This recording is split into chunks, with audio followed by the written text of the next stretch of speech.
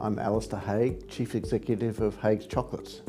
I think it's very important to be ethical. I think the trick is what's ethical to some people and maybe not ethical to other people. And so we've established fairly clear guidelines of our values in the company which align with the family values. And so I'd like to think sort of that's our basis and definition of ethics.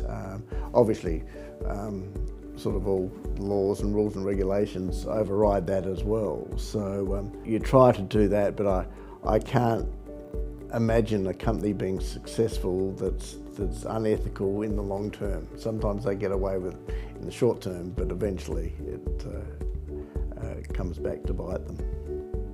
In some ways we haven't changed much, but I guess by the nature of us growing, we have changed. I mean, I think when our brand manager, who's just retired after 32 years with us, started with us, there was basically me, my brother and him. And so he was our retail manager, he was our brand manager, he was our new product manager. But as we grew, the roles couldn't do that, so we had to separate roles out. So there's always change like that. Whereas probably on the customer side of things, they would probably say Haigh's hasn't changed over the years. It's grown, but it hasn't really changed, which I guess is good that customers are comfortable, but internally,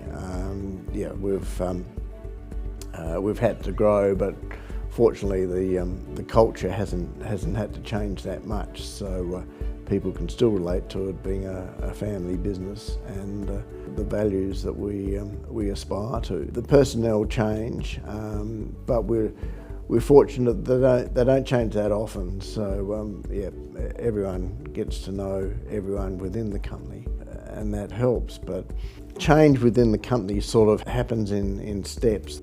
20 odd years ago, we were sort of bursting at the seams here, and so we had to move some production off-site, and that was sort of a big change, and that settled down, and now that's bursting at the seams, so we've got to go to the next step of change, and hopefully most people will stay on board for the ride, but there will be a few that are challenged by the new challenge and may decide to retire, but we had a few that were holding out until our company celebrated its centenary, and then they've retired, and we've got one employee that's holding out for her 50 years with the company, and then she's going to retire. So we won't be able to blame change on that when it happens, but that's, I guess, progress.